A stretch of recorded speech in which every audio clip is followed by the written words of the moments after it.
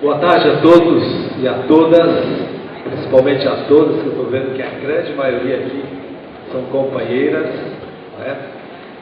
Para nós do Movimento Sem Terra e da Via Campesina, é um prazer muito grande estar aqui durante esse período da tarde com vocês e dizer que esses momentos que nós, dos movimentos sociais, somos convidados para falar um pouco da gente, é fundamental porque esses são os espaços que, quando surge, temos que aproveitá-lo e bem, porque de um outro lado nós temos aí os grandes meios de comunicação de massa, que têm passado todos os dias, chegado às casas das pessoas todos os dias, uma mensagem ou uma visão completamente equivocada das organizações sociais que compõem esse país.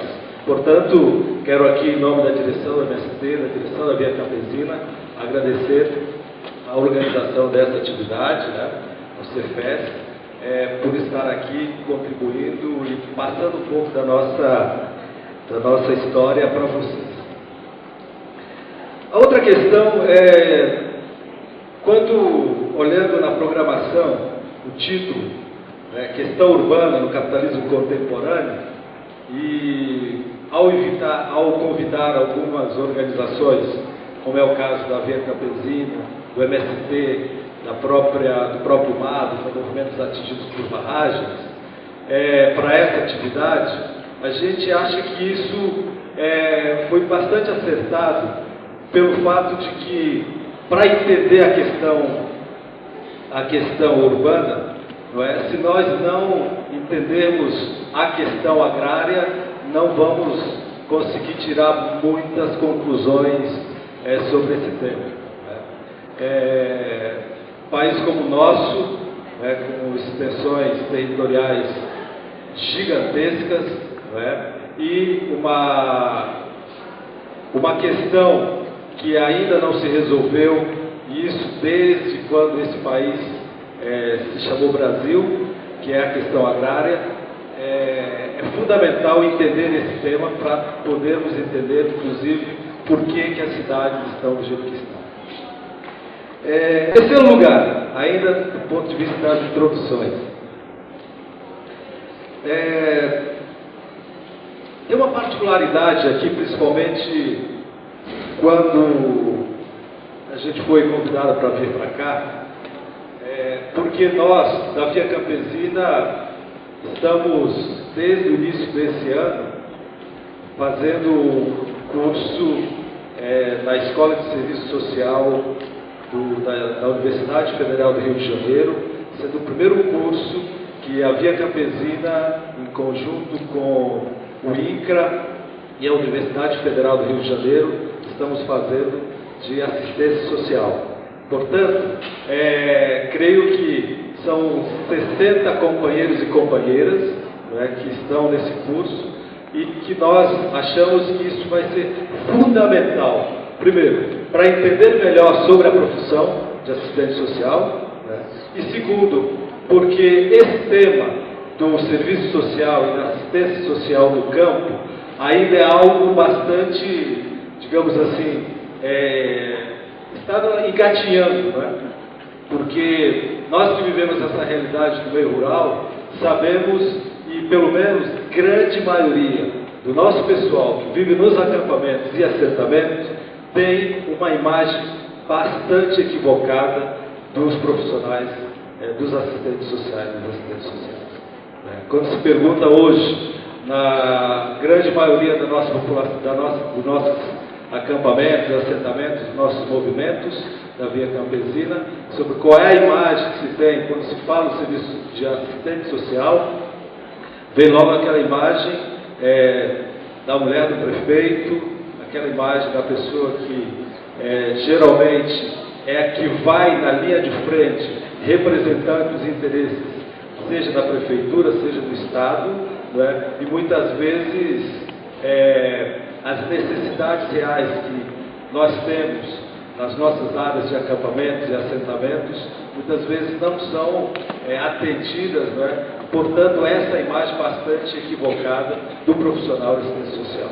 Então, eu acho que com essa nova empreitada nossa, né, de poder estudar a profissão, de poder formar militantes, quadros nessa profissão, eu acho que isso vai contribuir para ajudar a desmistificar a imagem do profissional dentro das nossas bases e também contribuir com a profissão para que, de fato, essa realidade do meio rural seja, de fato, entendida como ela é. Né? Bom, feito aqui essa breve introdução,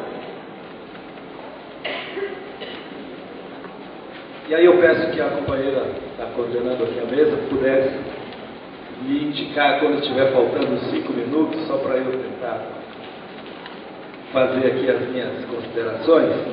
Né?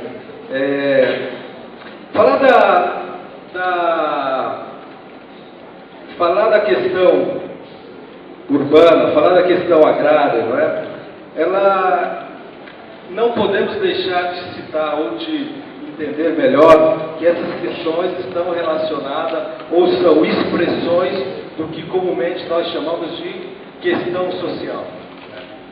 Então, a partir dessa análise, entendendo que a questão social na nossa sociedade, ela é algo que ela é intrínseca ao sistema capitalista, nós vamos poder entender que enquanto houver questão social, vai haver movimentos, vai haver mobilizações sociais, porque existe uma questão não resolvida do ponto de vista do que o sistema capitalista intervém, da forma como o sistema capitalista atua na nossa sociedade. Né? Então, quando nós analisamos, por exemplo,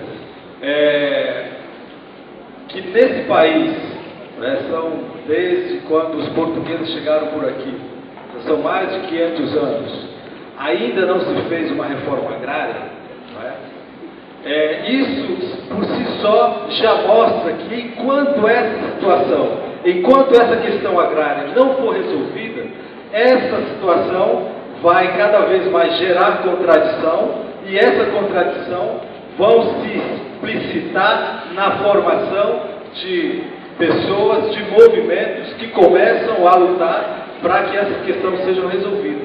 Né? Esse é o caso, por exemplo, dos movimentos sociais que atuam no campo hoje. E que, ao longo de toda a história do nosso país, nós, por exemplo, nos consideramos herdeiros da luta, do que foram os índios, né, os povos originários que aqui estavam, que foram massacrados, foram completamente escravizados, não é, por conta de uma luta pela terra que estavam defendendo seu território. Somos herdeiros também daqueles trabalhadores que vieram do continente africano para cá, na forma de escravos, não é? E que durante muito tempo lutaram pela sua libertação, pela sua liberdade. Não é? Somos herdeiros desse povo e somos herdeiros também daqueles trabalhadores que vieram, por exemplo, de outros continentes, como é o caso da Europa, não é? Para desenvolver trabalhos aqui na parte da agricultura. Né? Então, essas são para nós histórias e exemplos de que, enquanto essa questão agrária não for resolvida definitivamente, essas lutas vão ser cada vez mais expressões, não é, dessa situação. E nós, da Via Campesina, já como movimento mais recente, não é, temos que ter também entendimento, né, que também somos herdeiros de todos aqueles companheiros e companheiras que estavam aí nas trincheiras de luta, nas ligas camponesas, não é, durante todo o período da ditadura militar. Essas lutas, muitos foram assassinados porque estavam lutando por uma questão que não se resolvia e ainda não se resolveu no nosso país, que é a questão agrária, e principalmente expressada pela reforma agrária. Portanto, nós, quando nos expressamos, nós temos que resgatar a história e a luta desses movimentos. Né? A Via Campesina, ela nasceu no início da década de 90. E o seu nascimento se deu justamente por quê? Porque houve um momento em que esse continente vivia uma conjuntura bastante adversa, onde vários governos aqui, nós podemos dizer, que seguiam muito rigorosamente a cartilha neoliberal. Se nós analisarmos na década de 90, pegamos a Argentina com Carlos Menem, pegamos a Bolívia com Carlos Lozada, pegamos, por exemplo, aqui no Brasil, os Fernandos 1 e 2, pegamos Peru com Fujimori, Venezuela, pegamos aí Carlos Andrés Pérez, o México, Salinas de Gortari. Enfim, se nós analisarmos o que foi a década de 90, esses países do nosso continente, principalmente aqui na América do Sul e América Latina, tomados explicitamente por um projeto neoliberal e que, de certa forma, cada vez mais a repressão e a coerção sobre os movimentos sociais eram violentas. Não é? Portanto, a saída para resistir a essa situação, com o avanço do neoliberalismo nesses nossos países, com o avanço da repressão, com o avanço de todo o aparelho, um aparato de coerção por parte do Estado em relação aos movimentos sociais, levou com que os movimentos pudessem se analisar internamente, ver que de fato sozinhos não iam conseguir resolver a situação e começaram a se articular para se juntar e criar uma estrutura ou criar uma rede de organizações sociais capaz de fazer frente a essa situação que estávamos enfrentando. A Via Campesina nasce aí.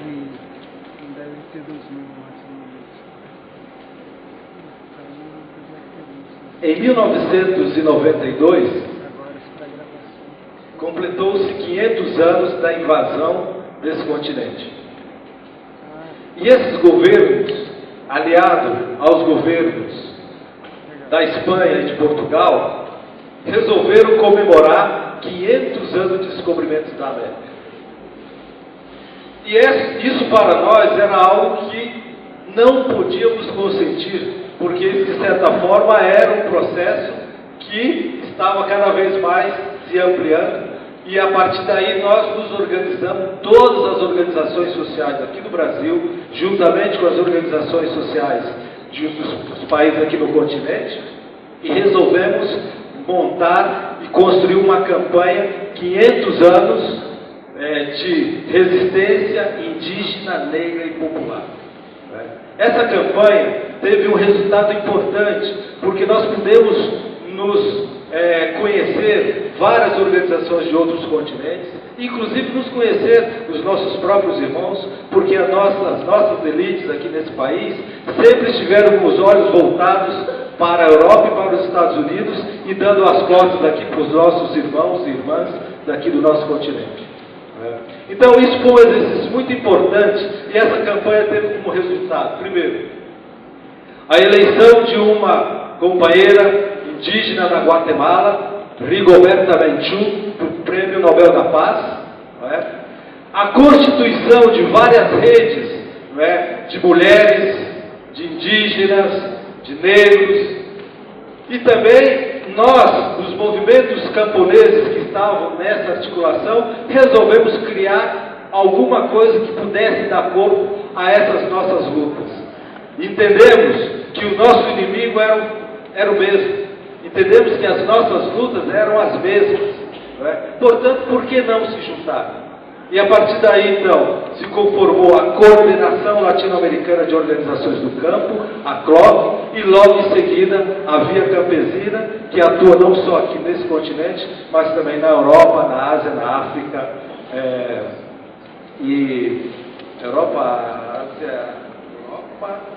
África, Ásia, América e a Oceania. Oceania estamos engateando ainda lá, ainda estamos... Mas esse foi um resultado importante, porque a Via Campesina começou a fazer as suas lutas juntas.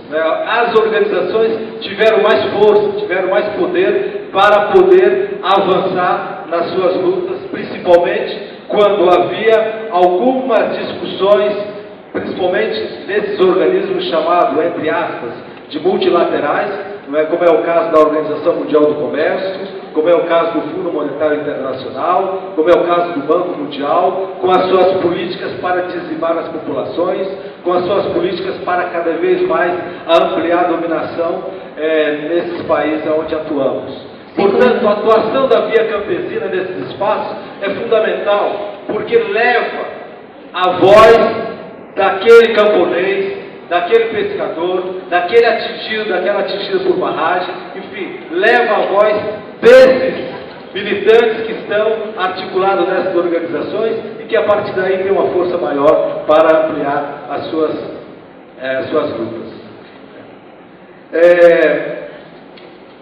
Trazendo esse aspecto mais para cá para o Brasil, aqui a Via Campesina, nós estamos organizados, são já quase 10 organizações, né? Aí está o Movimento de Atingidos por Barragens, aí está o Movimento Sem Terra, aí está o Movimento dos Pequenos Agricultores, aí está o Movimento das Mulheres Camponesas, aí está a Comissão Pastoral da Terra, aí está a FEAB, que é a Federação dos Estudantes de Agronomia, aí está a ABEF, que é a Associação Brasileira dos Estudantes de Engenharia Florestal, aí está, me ajuda aí está os pescadores, estamos nos articulando com os quilombolas, os indígenas, enfim, nós estamos construindo, de certa forma, uma grande articulação nacional e que possa estar levando principalmente a questão das reivindicações relacionadas a todas as atuações desses movimentos que compõem a Via Campesina. Isso para nós é fundamental. Por quê? Porque é onde nós possamos olhar, nos articular. Muitas vezes temos algumas diferenças, mas o que é fundamental para nós é construir a unidade em torno do tema central, que é resolver a situação, principalmente relacionada à questão agrária que enfrentamos aí no nosso país. E já estou aqui nos meus minutos finais, não é? A título de pelo menos fazer aqui uma proposta de conclusão, não é? Várias vezes nós ouvimos, principalmente saindo dos grandes meios de comunicação, de que as nossas organizações já estão acabando, já estão sendo destruídas, estamos sendo cooptados, enfim. São várias formas que utilizam para dizer que as nossas organizações estão cada vez mais debilitadas, estão mais fragilizadas. De certa forma, nossa avaliação é que nós estamos vivendo hoje uma conjuntura que não permite, de fato, um grande reacesso do movimento de massa, né? Estamos analisando a nossa conjuntura como uma situação de descenso do movimento de massa.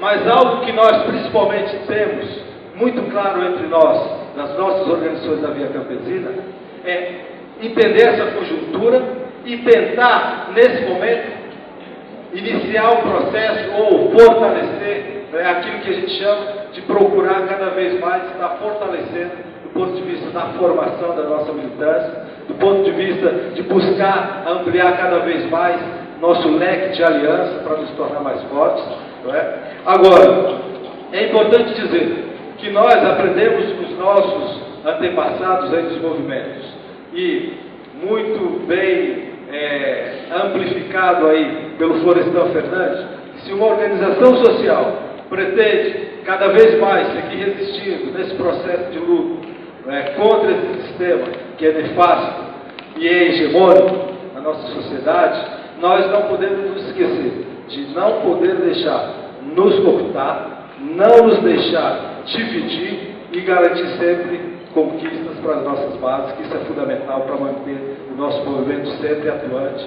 E para isso nós achamos que é fundamental aí essa aliança e construção com vocês que estão aí nessa profissão e que atuam de forma definitiva nesse aspecto aí da questão social. Muito obrigado. Obrigada, Joaquim. Agora vamos ouvir a Luciana. Bom, antes da da Liciane. Só gostaria de fazer uma retificação aqui no tema do debate da tarde. Eu me equivoquei, desculpa. Para fazer juiz também a valiosa participação dos diversos representantes aqui dos movimentos que estão aqui nessa mesa. Então, a mesa de hoje à tarde é sujeitos coletivos na cidade e no campo, lutas sociais e estratégias de resistência. E fazer também uma pequena correção no nome da conselheira do CEFEI, Raimunda Nonata, conhecida por Ramona, e não Ramona Nonata. Liciane. Então, boa tarde a todos e a todas. Iremos aqui, em primeiro lugar, então, agradecer o convite, da Organização Nacional que organizou esse evento, o convite que fez ao movimento dos atingidos por barragens, do qual eu faço parte. Só corrigindo aí meu nome, então eu me chamo Liciane, e não Luciane. Então, meu nome é Liciane Andrioli, eu faço parte, então, da Organização Nacional do Movimento dos Atingidos por Barragens. Eu sou atingida por um projeto de barragens que foi feito há uns 20 anos atrás, que fica na região do estado lá de Santa Catarina e Rio Grande do Sul, um projeto de barragem que atingiu 2 estados, municípios de 2 estados, e alagou aí então toda a moradia da minha família, Então eu sou prova viva aí dessa exploração desse modelo energético que está aí vigente nessa sociedade, Onde que nós somos expulsos então da nossa terra, da nossa casa, pelo imenso lago, que é formado pelo projeto das barragens aí, Eu vou pedir licença para vocês, eu vou ir mais próximo a vocês, vou ir ali na frente. Eu trouxe uma apresentação aí que a gente pode ir acompanhando junto, então.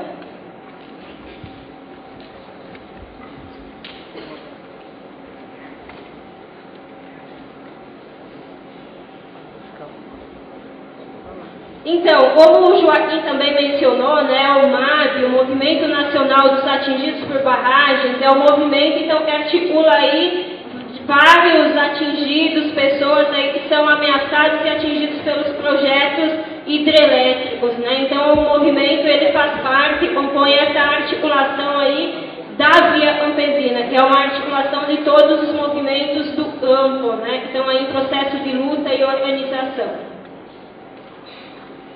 Então, para introduzir um pouco a minha fala, eu trouxe uma imagem para a gente refletir um pouco ela, Ao falar de sujeitos sociais, de lutas sociais, nós temos que ter presente em qual sociedade que a gente vive, Então, é uma sociedade dividida em classes sociais. Quando a gente fala assim, a gente vive uma sociedade dividida em classes sociais, é dizer que uma classe está excluindo, explorando outra classe, Então, nesse caso aí, a gente pode ver nessa imagem aí, Nesse caso aí, a classe aí que explora os trabalhadores, Que na nossa sociedade é, então, a classe da burguesia, Aí que está em defesa desse projeto capitalista. Então, o MAB é um movimento nacional, ele atua em 17 estados aí do Brasil, e mobiliza, articula e organiza, então, a população atingida por esses grandes e pequenos projetos hidrelétricos, Então, os projetos de barragem. E a gente sabe que tem dois jeitos, 2 formas da construção de barragens, que é a construção de barragens para a produção de energia elétrica e a construção de barragens para contenção de água, que é para abastecimento aí das cidades, como do campo, nessa questão da água. Então, são as 2 formas aí da construção de barragens. Então, a gente atua enquanto movimento com esses sujeitos que são atingidos por esses projetos aí de barragens, tanto para energia elétrica como para abastecimento da água. E aí o nosso símbolo, então, que nos identifica aí nesse processo de luta e organização. Então, ali é o símbolo, tem 20 anos, o MAB em 2011, então, completou 20 anos, é um movimento ainda muito jovem nesse processo de luta e organização. As bandeiras de luta, então, uma das principais do movimento dos atingidos por barragens. Então, uma das bandeiras de luta contra a construção de barragens que violam os direitos das pessoas e apenas beneficia as grandes multinacionais, aí o sistema capitalista, né? Então, uma das bandeiras, nós lutamos contra essa forma de construção desses projetos.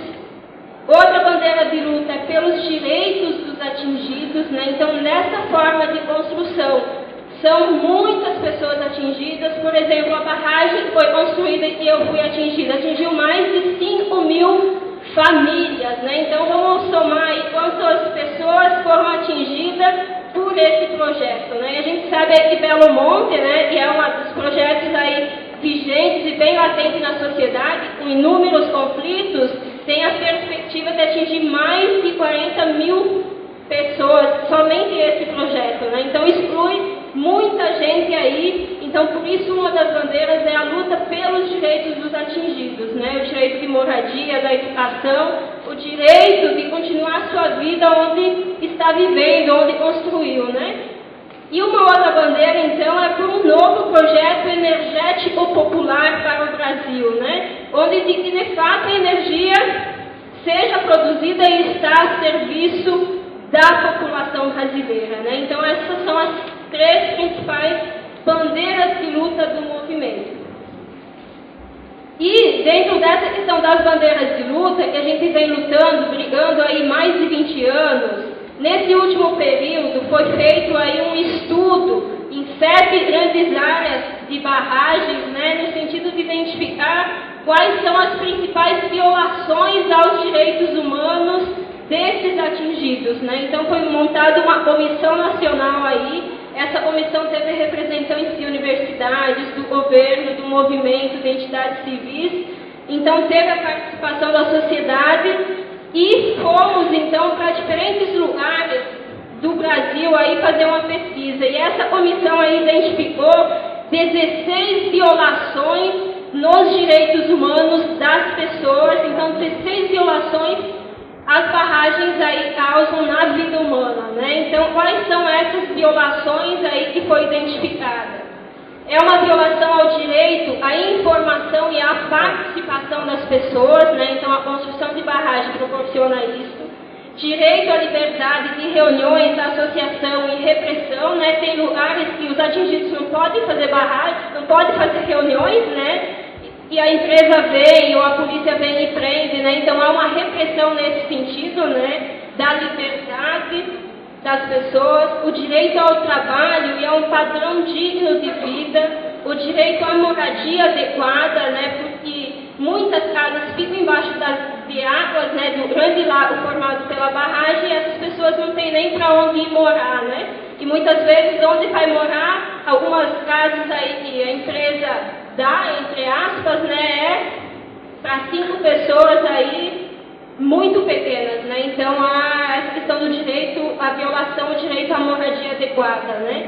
O direito à educação também é violado, o direito a um ambiente saudável e à saúde, um direito à melhoria contínua das condições de vida, né? Porque por mais que há uma luta, um enfrentamento, vai morar em outro lugar, não é a mesma continuação de vida que essa pessoa vivia antes, né?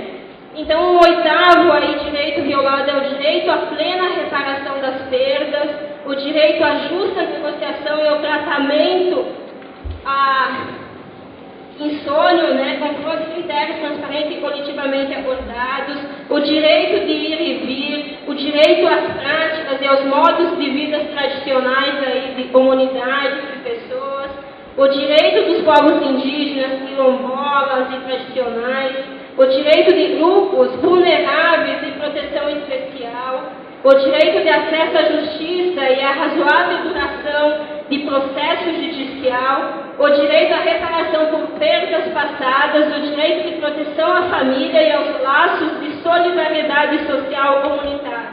Então, esses são os 16 direitos garantidos na Constituição que são violados aí frente à construção das barragens, né? Então, tudo isso a gente tem sofrido aí frente a esse modelo energético vigente hoje na sociedade.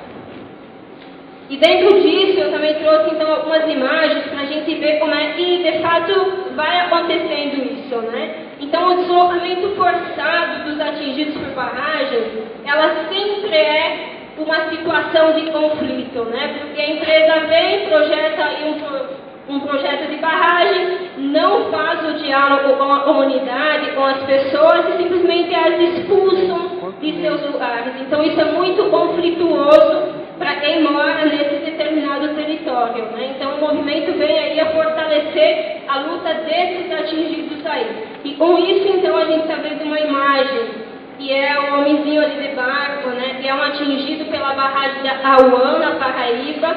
Para vocês verem, foi construída a barragem, o lago foi subindo, tinha pessoas ainda que saíram de suas casas quando a água estava entrando nas suas casas, né? Teve gente que saiu só de barco, né? Resistia e não queria sair. Então, essa tragédia aí em Auã. E também uma outra imagem, a repressão policial aí, então, frente às lutas e a organização dos atingidos, né? E outra imagem, assim, que retrata essa violação ao direito dos atingidos por barragens, é um pouco a ação das empresas, como é que elas agem, né? O grande discurso é que a barragem vem aí para o progresso, desenvolvimento das famílias, né? E que ao construir a barragem, as empresas vêm e dialogam com as pessoas. E isso é puro mentira, né? O diálogo é para convencer as pessoas a sair dos seus lugares, né? Então não há um diálogo de discussão a serviço de quem vai estar essa barragem, a produção de energia deve servir a quem, né?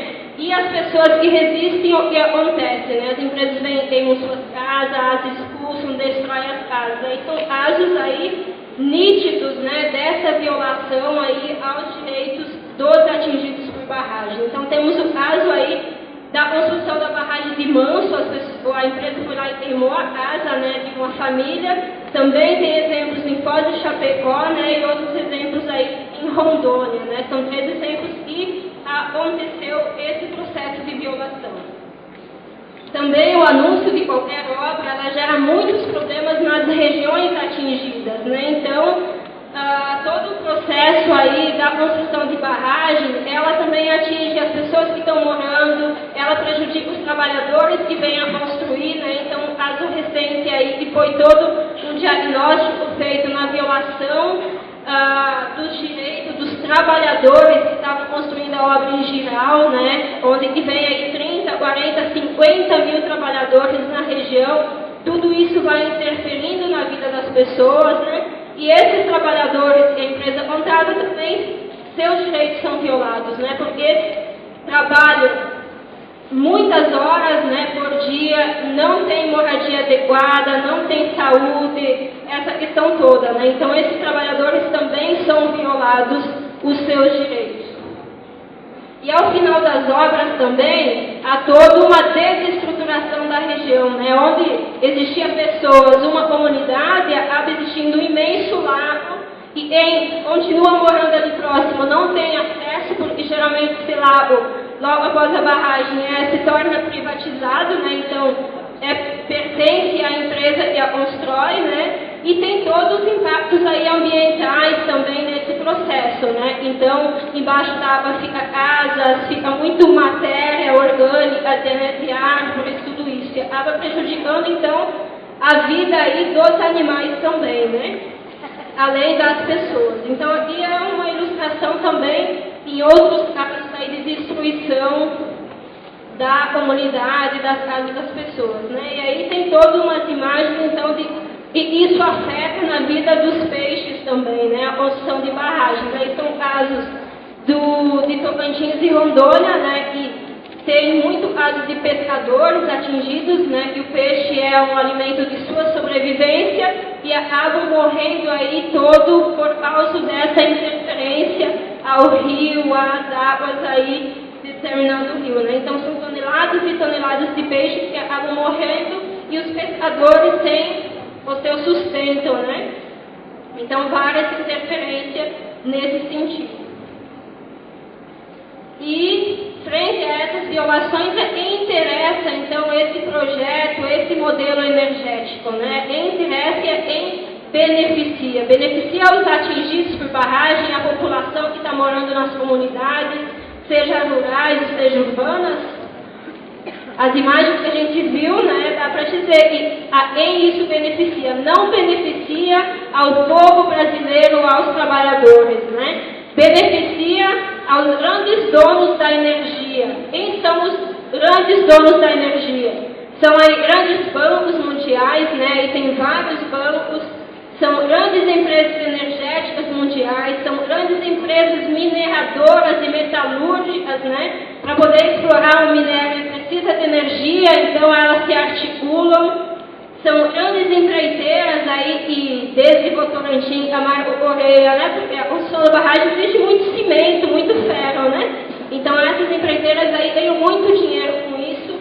E grandes empresas do agronegócio aí, né, através da compra de terras e assim por diante, né? Então, esses são os beneficiados aí por todo esse processo, esse modelo energético atual vigente na nossa sociedade. E, diante desse processo todo, qual é a nossa avaliação enquanto o movimento dos atingidos por barragens, né? Mesmo com comprovações aí de violação dos direitos humanos, né? Mesmo com tanta violência nesse processo, a gente constata e avalia que, frente a esse projeto de desenvolvimento capitalista vigente na sociedade hoje, né, aí a nível mundial, a tendência é a aceleração na construção de hidrelétricas, né? A gente sabe aí que tem mais de 2.000 barragens já construídas e 1.443 projetos de barragens aí em projeção e estudo para serem construídos no Brasil. Então, até 2009 tende a acelerar esse processo da construção de barragens, né? Então, em torno aí de 70 grandes projetos de barragens aí estão sendo previstos, sem falar nas PCHs, que são os pequenos projetos aí de barragens. E segundo grandes empresas aí, né, e pequenas também, dizem que as PCHs não prejudicam, né, não trazem violações aos direitos humanos e à questão ambiental. Isso é mentira também, né? Por mais que as pequenas centrais hidrelétricas também trazem prejuízos aí para a população. E prejuízos que não são reparáveis, né? 5 minutos. Tá bem.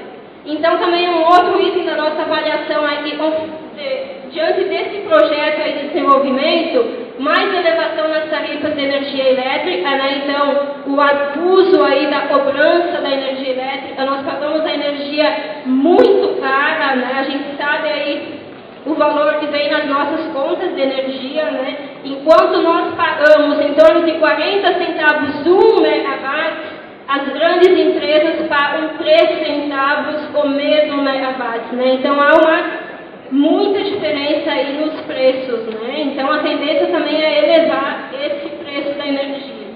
Outra análise e avaliação que a gente vem fazendo é a tentativa de retroceder em questões sociais e ambientais.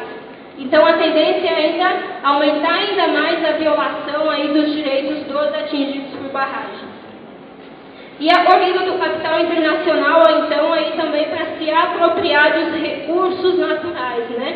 Sabendo aí que o Brasil é muito rico, né, em recursos naturais, né? Então, aí já a gente sabe que está tendo muitas compras de terras por grandes empresas estrangeiras, né?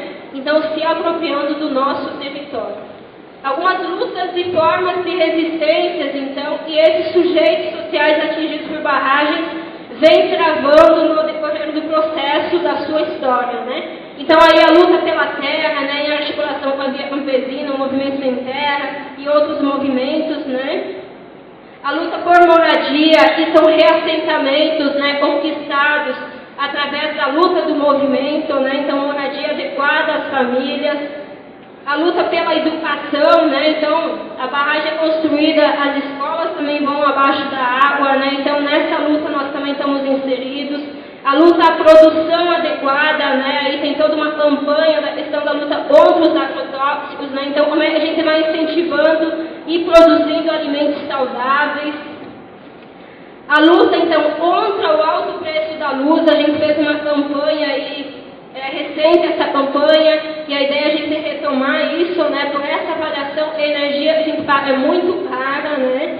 Outro processo de luta aí é contra as privatizações da água e da energia, né? Então a gente está entrando no momento e está aí para vencer várias concessões aí da para a questão da energia. Então, como é que a gente vai se somando na luta e garantindo que essas concessões que vão ser ficam, então, para o Estado, né, a serviço do povo brasileiro. Então, é uma luta e uma campanha que vai ser lançada agora em novembro, e todos nós somos convidados a se somar nesse processo.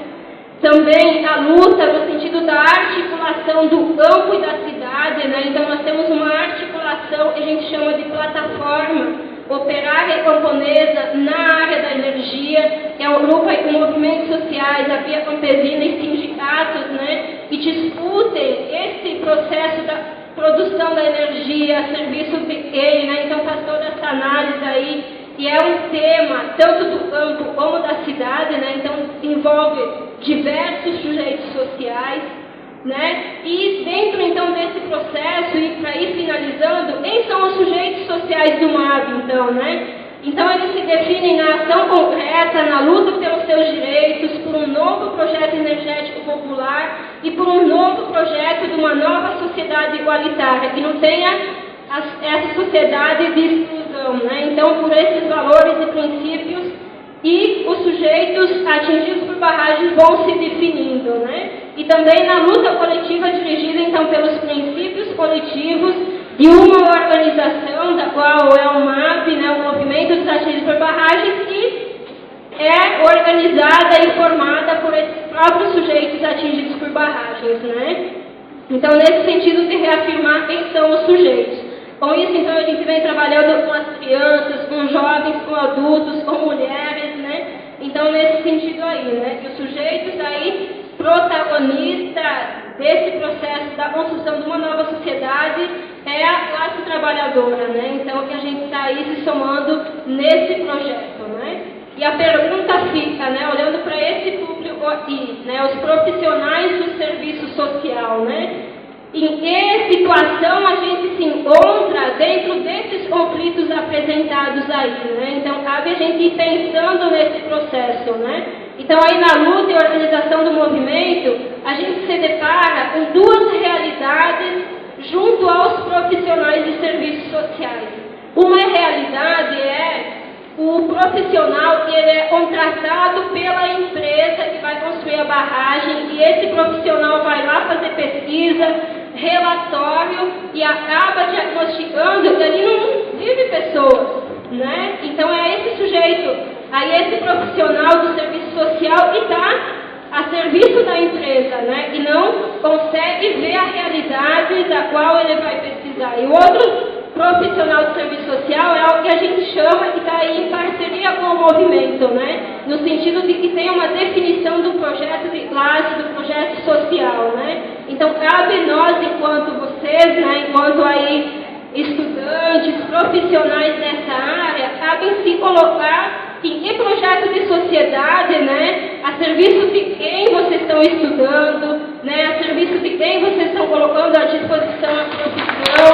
Esse é o nosso desafio, a gente, enquanto pessoas humanas, se colocar nessa sociedade, né, se a gente parte do pressuposto de que a sociedade é dividida em classes sociais, né, nós, enquanto profissionais, temos que nos se colocar nesse projeto de sociedade, né. Então, nesse sentido que cabe o desafio para todos nós aí se definir enquanto sujeitos sociais, né? E que nós acreditamos, enquanto movimento social, de que é através da luta e da organização que a gente vai virar a mesa aí da imagem inicial que a gente viu, né? E aí estamos junto com vocês nesse processo aí.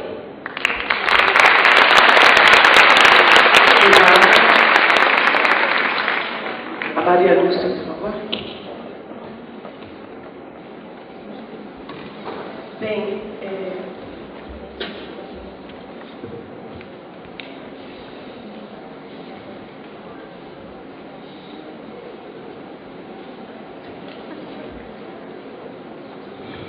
Bem, acho que vou aproveitar também, ficar de pé. A gente diz que população de rua não consegue ficar muito tempo sentada, dá muita agonia. Então, primeiro eu gostaria assim, de agradecer profundamente, né, pelo convite que foi feito ao movimento nacional, principalmente a CEFES, que há tanto tempo que justamente acompanha o movimento, que nos apoia, que procura justamente fortalecer e trazer o protagonismo. Eu me chamo Lúcia, eu gosto muito de ouvir o meu nome hoje em dia, porque durante muito e muito tempo, a população em situação de rua tem todos os nomes, menos o seu próprio. Quando nós chegamos na situação de rua, a primeira coisa que nos tiram é o nosso nome, para depois tirar a nossa dignidade. Por isso que eu adoro hoje escutar o meu nome ser promocionado. Quem nós somos? Nós somos um povo que até um tempo atrás dizia que nós éramos invisíveis, ou simplesmente faziam questão de dizer que nós não existíamos. Já é tão normal passar e ver uma pessoa deitada nas ruas, é tão normal passar e ver uma pessoa revirando as latas de lixo para poder procurar o que sobreviver. É tão normal ver alguém jogando água ou jogando dejetos em cima de outro ser humano. É normal. O movimento justamente nasceu porque a gente acredita e sabe que isso não é normal. Nós somos homens e mulheres que justamente a sociedade não conseguiu entender, não conseguiu compreender e que simplesmente descartou. Quem somos nós? Somos pessoas que têm transtornos mentais nas ruas, que não existe uma política voltada para essas pessoas. Somos homens que perderam os seus empregos e pela idade, 40 anos já não está mais apto para estar trabalhando, e que por conta de orgulho, a gente diz sempre que é o orgulho masculino, prefere justamente sair de dentro de casa por não aguentar, muitas vezes, o desprezo ou descaso, a dizer que está faltando isso, faltando aquilo. Nós somos pessoas que saíram dos interiores em busca de trabalho na cidade grande que não conseguiu. Nós somos pessoas que algumas vezes utilizam substâncias psicoativas e que não existe uma política voltada para isso e por isso vai para a situação de rua. Nós somos pessoas que tiveram seus vínculos familiares destruídos ou interrompidos. Somos nós que estamos na situação de rua.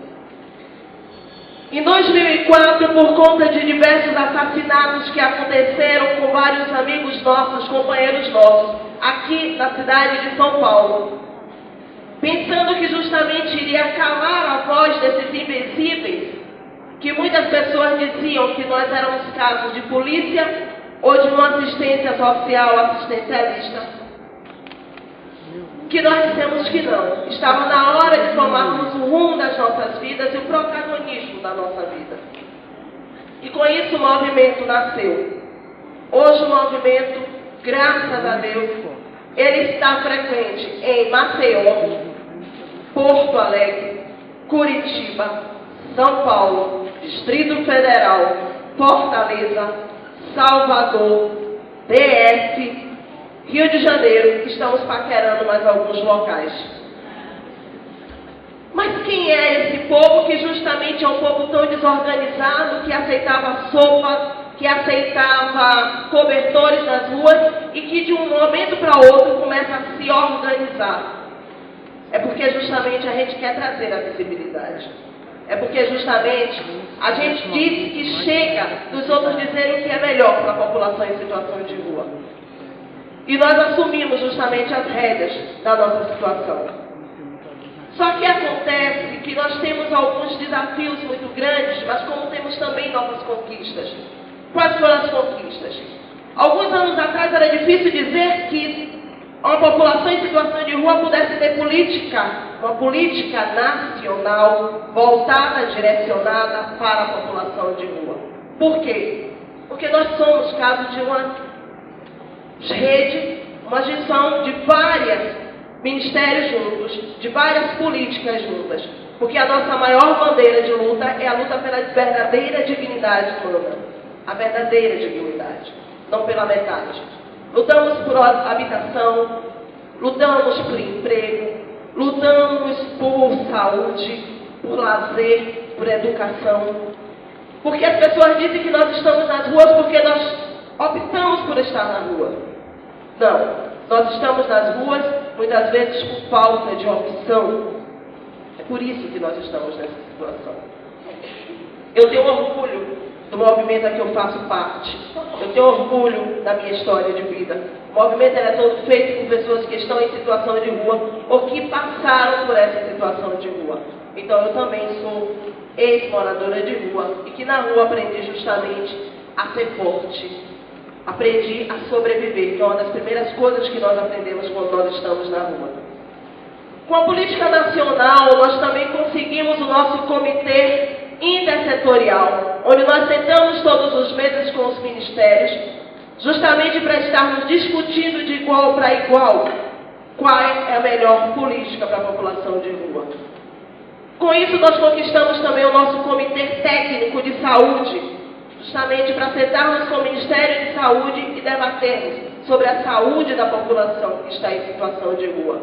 Já que nós não temos o direito nem de entrarmos nos postos de saúde, nós não temos direito nem que a SAMU nos atenda quando nós estamos nas ruas. Nós não temos direito nem de termos uma sutura feita com anestesia. Por isso que nós precisávamos de um comitê técnico de saúde. Nós conquistamos também o direito a aprendermos a falar por nós mesmos.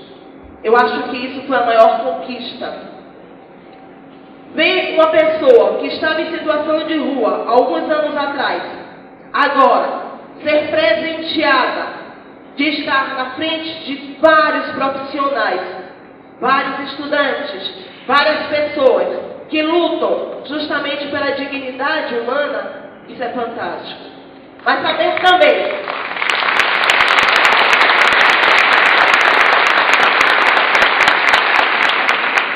que o representante daqui de São Paulo nessa hora está se encontrando com Gilberto Carvalho também é fantástico. Saber que nesse exato momento o nosso companheiro de Curitiba está sentado com o Ministério de Saúde também é fantástico. Saber que principalmente nós somos hoje em dia escutados e ouvidos, isso é mais do que fantástico. Mas nós temos muitos desafios.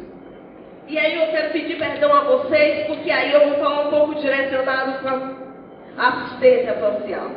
Infelizmente, hoje quando uma pessoa fala população de rua e assistente social, existe um medo muito grande. Porque nós deixamos de ser pessoas para sermos números de processos. Está existindo hoje uma quebra de vínculos muito grande entre os profissionais da assistência social com a população, que nós não chamamos de usuários, nós chamamos de beneficiários do serviço social.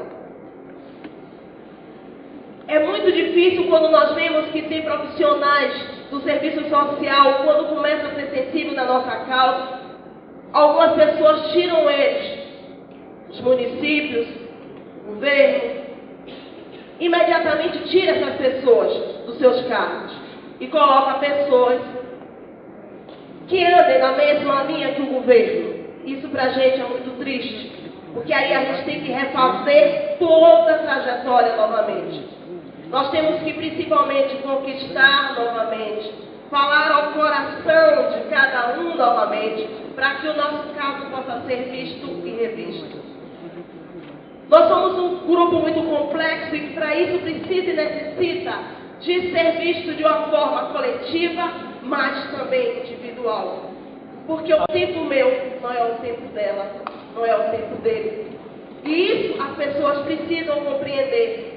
Não dá para fazer uma massa, não dá para pegar todo mundo num pacote só e simplesmente dizer eu vou colocar numa casa. Porque não é isso. Porque às vezes o tempo que eu levo para sair dessa minha situação, porque não é uma coisa externa, é uma coisa interna. O que para muitas pessoas é muito fácil, escovar os dentes 3 vezes ao dia, nós precisamos reaprender novamente. Porque quando nós saímos do nosso contexto, da nossa casa, porque nós muitos não nascemos na situação de rua, viemos de uma família, para chegarmos na situação de rua, nós precisamos desaprender tudo que nós construímos dentro da família, para poder aprender a sobreviver nas ruas. A palavra certa é essa. Nós temos que aprender a sobreviver nas ruas. e para fazer o processo inverso da saída das ruas, para entrar dentro de uma moradia, para entrar no trabalho novamente, se faz necessário ter um tempo, que é um tempo para cada um. Mas isso não significa que nós não somos capazes de fazer essa trajetória. Hoje, graças a Deus, eu estou como coordenadora nacional, faço parte do comitê intersetorial. Salvador vai muito bem, obrigado. Trabalho com vários homens. Hoje eu sou casada com uma pessoa que também é um ex-morador em situação de rua. Tenho 7 anos, vou fazer 7 anos de casada no civil e no religioso. E digo a vocês com muita honra e para alegria muito minha, nunca fui traída nenhum dia, desde o dia que eu me casei. A população em situação de rua é fiel à sua causa, fiel aos seus parceiros, principalmente fiel aos seus companheiros. A população em situação de rua é companheira nos bons e nos maus momentos, coisa que as pessoas não conseguem muito entender o que significa isso.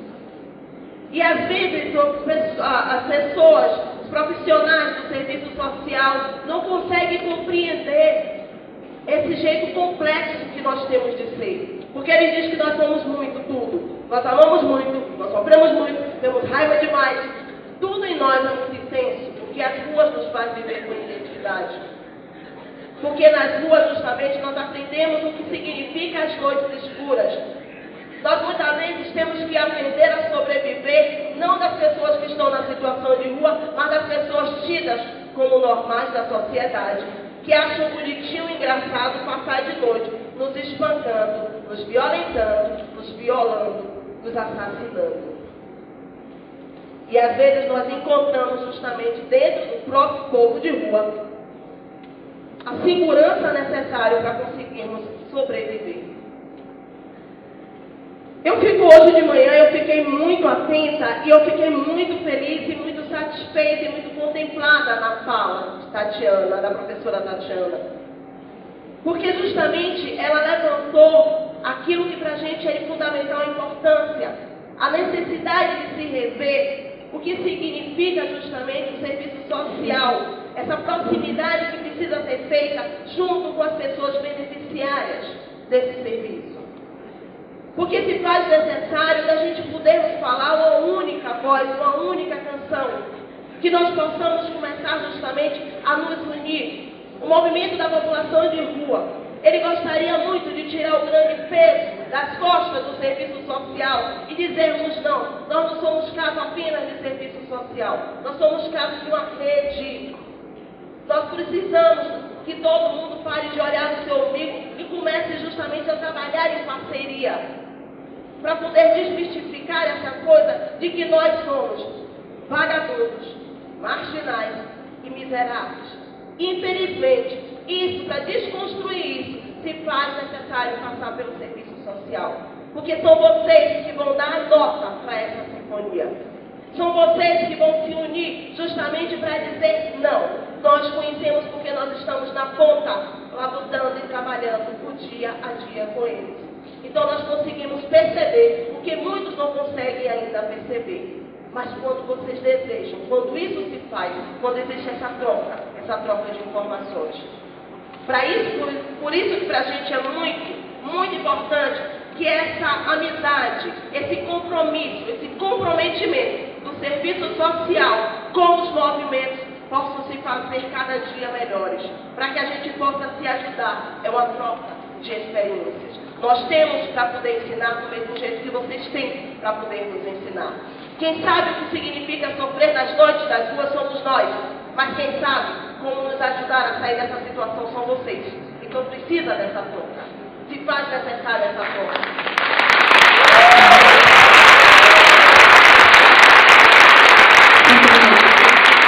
Nós precisamos e necessitamos que vocês nos ajudem a convocar a sociedade.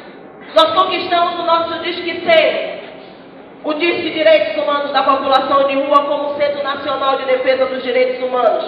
Mas é muito triste quando a sociedade dita como normal e certinha, manda justamente, liga para vocês e pede que vocês providenciem a polícia para poder nos tirar de lá. Tá, tudo bem, tira, mas levar para onde? Colocar aonde? Porque não existe. É muito triste quando existe muitas pessoas dentro dos albergues que está sendo foco de tuberculose e que muitas vezes vocês não tentam ajudar porque não existe uma parceria entre a saúde e o serviço social.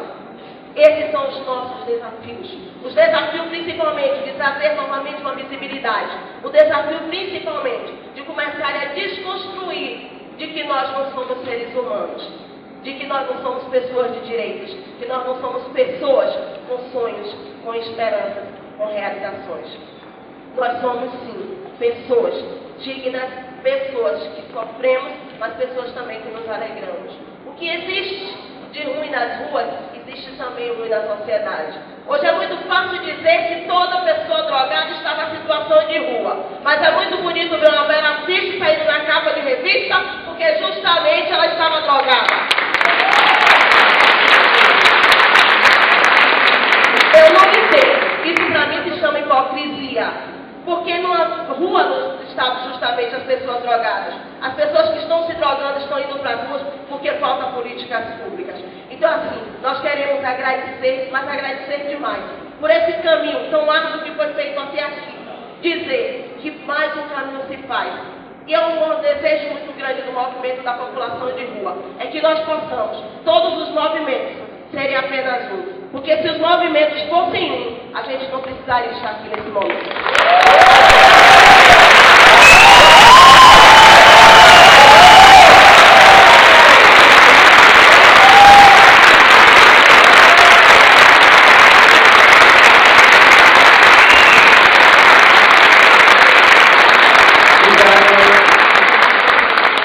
Agora com a palavra o GG.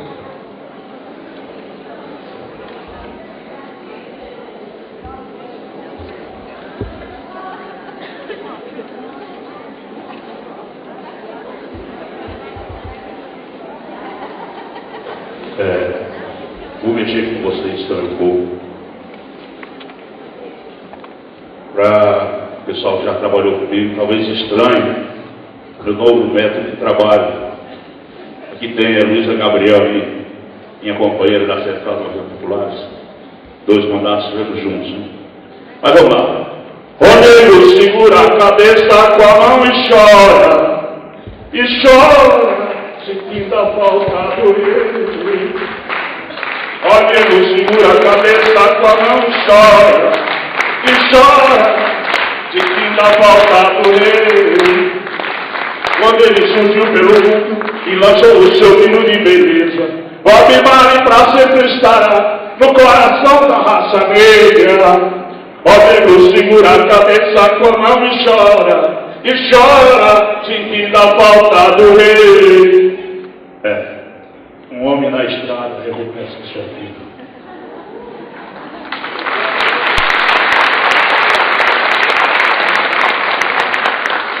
E agora eu peço licença para hastear aqui a bandeira da Central dos Movimentos Populares. Estava esquecendo. Eu sei que a Luísa ia me cobrar depois.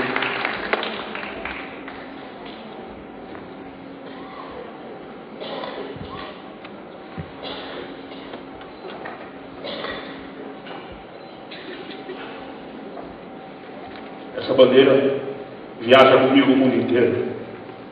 Sofredor igual eu. Mas, vamos lá. Meu camarada.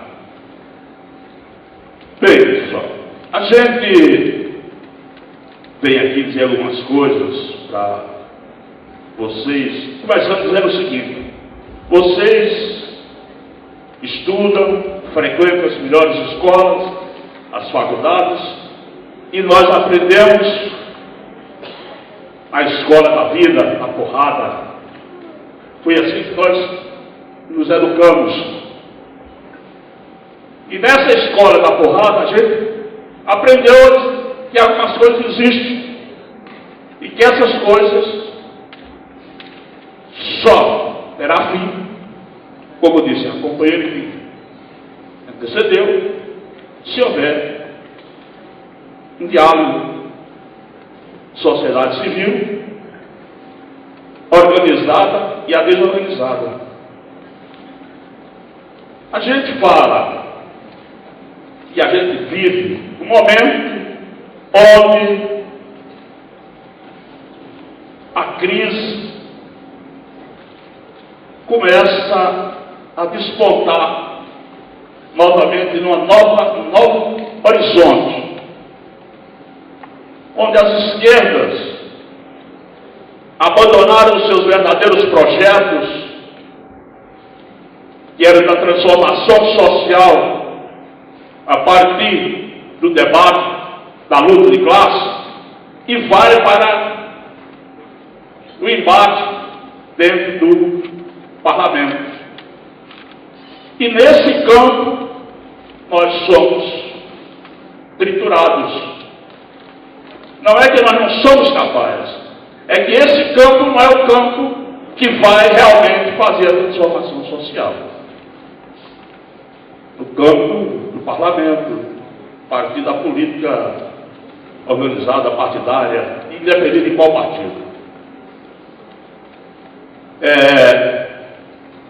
Uma segunda questão. No processo democrático burguês, nós não temos espaço, nós não temos vez. E por que nós não temos espaço, não temos vez? Porque eles cesseiam os nossos direitos. Porque eles sabem, com toda clareza, que qualquer migalha que nós resgatamos, que nós não ganhamos, nós estamos resgatando a partir dos últimos 8 anos alguns direitos que foram tirados ao longo dos 511 anos. E nesses 511 anos que nós vivemos, o principal direito que foi tirado de nós é o direito de viver com dignidade. E aí, quando nós falamos de viver com dignidade, nós estamos falando de ter direito à saúde, ter direito ao transporte público de qualidade, bom e barato, ter direito à educação, que não é só a escola, que para muitos, inclusive no nosso meio, acham que a educação é só a escola. E a educação para nós, das lutas, nós lutadores e lutadoras do povo, a educação vai muito além de uma escola. É ter direito ao trabalho com salário digno para poder pagar o aluguel ou a prestação de nossas moradias. Para muita gente, o que nós dos movimentos fazemos, que nós lutamos, é pela casa.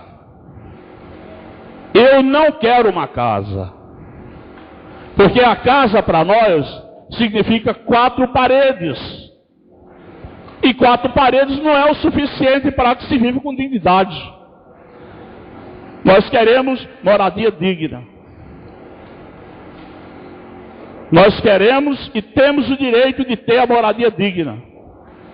E quando nós, da Central de Movimentos Populares, que não é um movimento de moradia, a Central de Movimentos Populares, ela é uma articuladora dos movimentos populares, dos movimentos sociais que acreditam que a partir dessa luta, junto aos demais outros movimentos, saúde, mulheres, crianças, adolescentes, gays, lésbicas, negros e negras, idosos, juntos nós acreditamos que somos possíveis e capazes de aí fazer essa transformação social que no início eu coloquei, da questão do abandono das esquerdas, e não foi no Brasil, foi no mundo, de trocar a luta do embate para viver do parlamento burguês.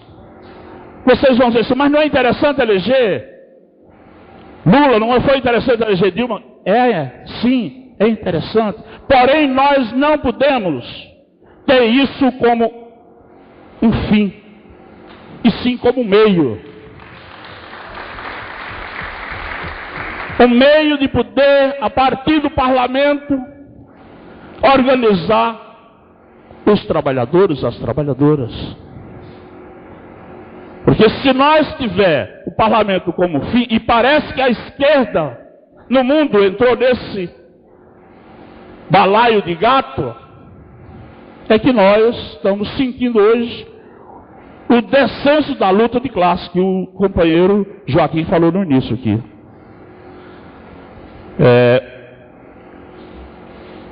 Uma terceira questão que eu quero colocar aqui, é que para muitos e muitas, o que o governo Lula, que é o governo da presidenta Dilma está fazendo, é distribuição de renda. Eu sou capaz de dizer que estamos muito aquém de se fazer uma distribuição de renda. Porque enquanto um companheiro lutador, uma companheira lutadora, paga um aluguel alto e caro para morar num cortiço, com 12 metros quadrados, 13 no máximo, o senhor Antônio Hermílio de Moraes mora em uma casa com 350 metros quadrados.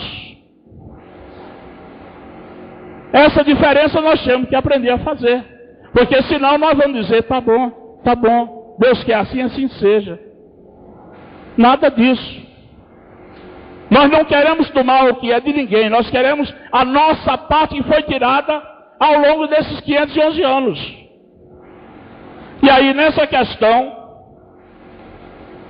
é que nós estamos na disputa e temos propostas. Nós não só reivindicamos.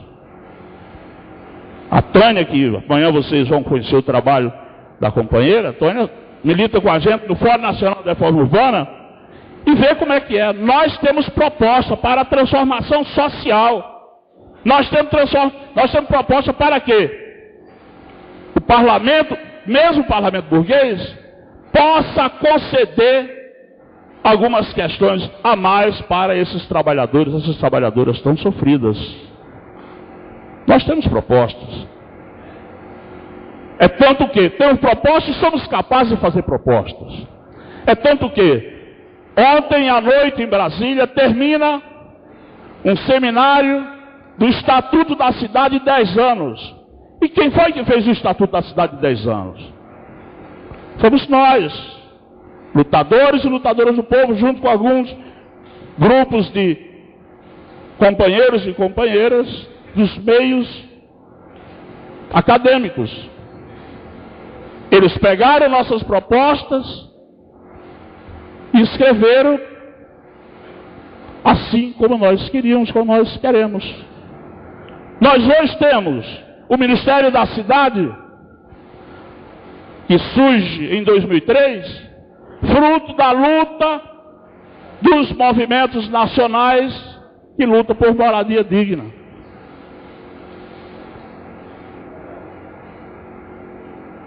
A questão está onde? Que esse governo, tanto o governo Luiz Inácio Lula da Silva como a governo Dilma, não teve a percepção que esse ministério é um ministério estratégico. Tem que ser um ministério forte para fazer o enfrentamento na sociedade com a burguesia. O Ministério da Cidade não pode ser um banco de troca, toma lá, dá cá. Às vezes você chega lá no Ministério da Cidade, faz até vergonha. Uma fila de prefeitos, parece assim, um bando de mendigo, pedindo pelo amor de Deus para falar com o ministro. Porque ele quer que solte uma verbinha a mais para a cidadezinha dele lá. Inclusive o senhor Gilberto Kassala, um dia desse ele estava lá na fila. Bom,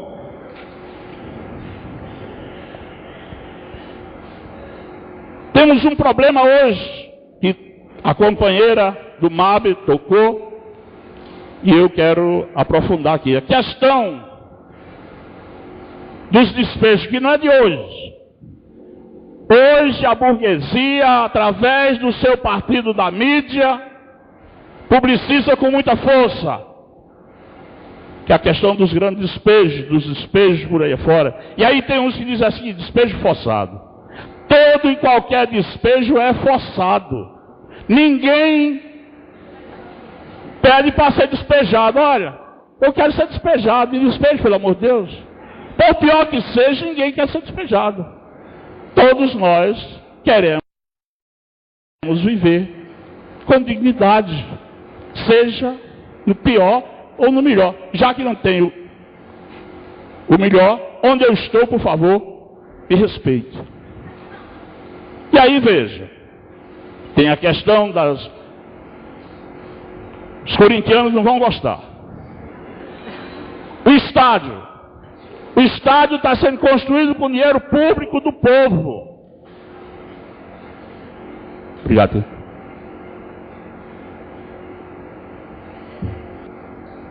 O estádio do Corinthians está sendo construído com dinheiro do povo. Mas, para poder construir esse estádio, quantas mil famílias vão ser despejadas? Alguém já imaginou isso? Para chegar no estádio tem 3 favelas. Vai passar 3 avenidas passando pelo meio das favelas. Para quê? Para pegar essas famílias, jogar na periferia da periferia da periferia. Então melhor que não construísse o estádio. Porque vai tirar essas famílias que já estão com a vida organizada naquelas favelas, mesmo ruim, para jogar onde? Pergunte a qualquer um dos 3 governos, municipal, estadual e federal, onde é que vai pôr essas famílias? Ah, mas tem que passar a avenida, dar uma voltinha e não passa no meio da favela. O famoso Rodoanel.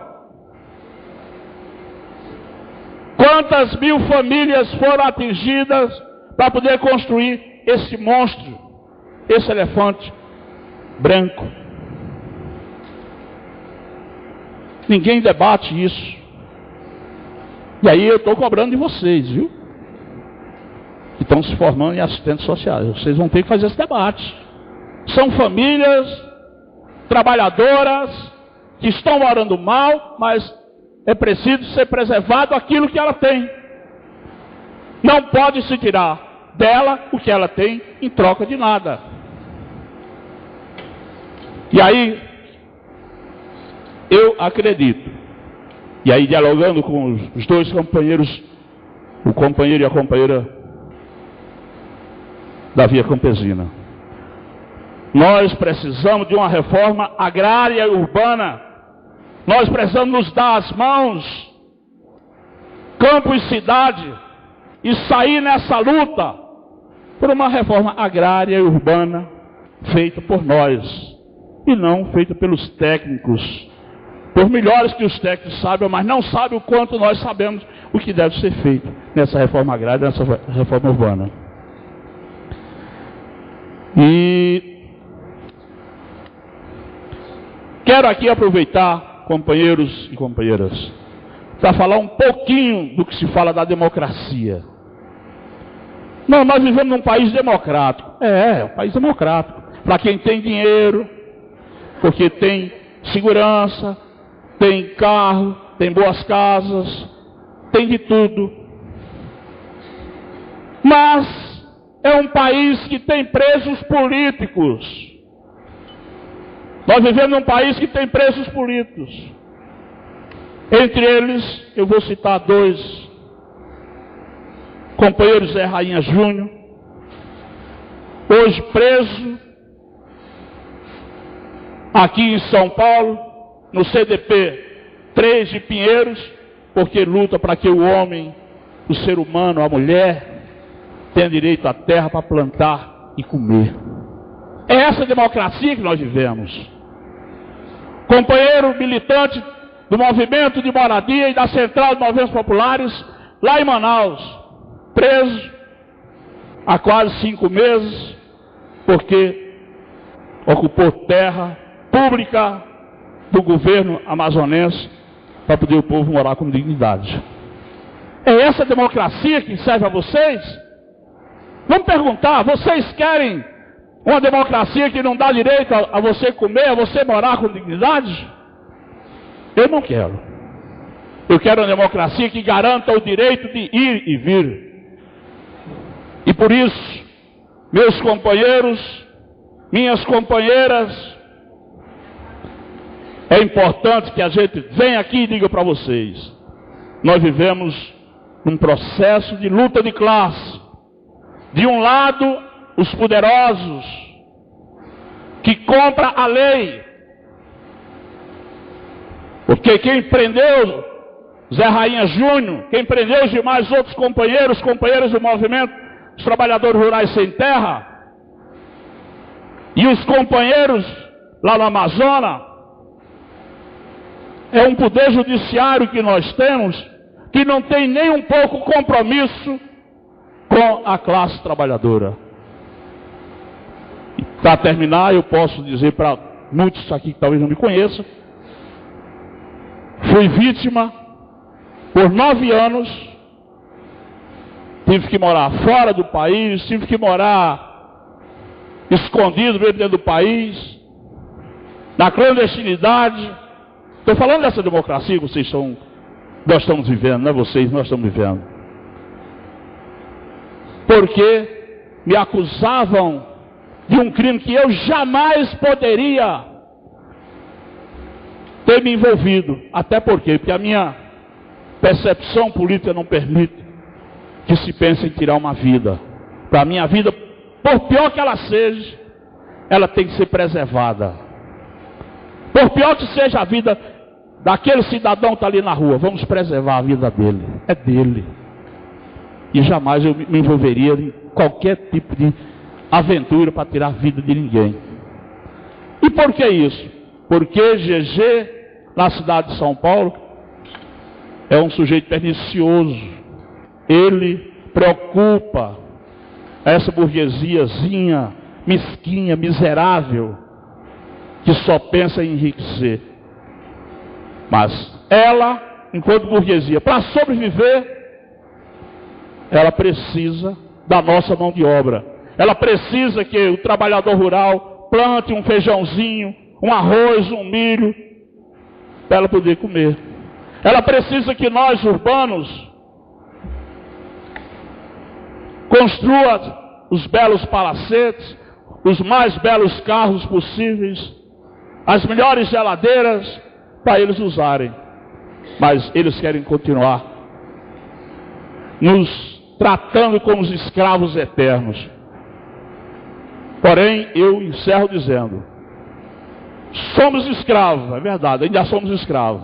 Mas eu tenho certeza que o amanhã, com toda certeza, esses escravos se rebelarão. E aí, queremos estar junto, contando com todos vocês, na hora dessa rebelião. Por liberdade para todas e todos, pelo direito ao emprego com dignidade, pelo direito às melhores escolas, inclusive para os filhos de vocês. Porque sem escolas boas, nossos filhos poderão tornar-se os piores marginais dessa sociedade.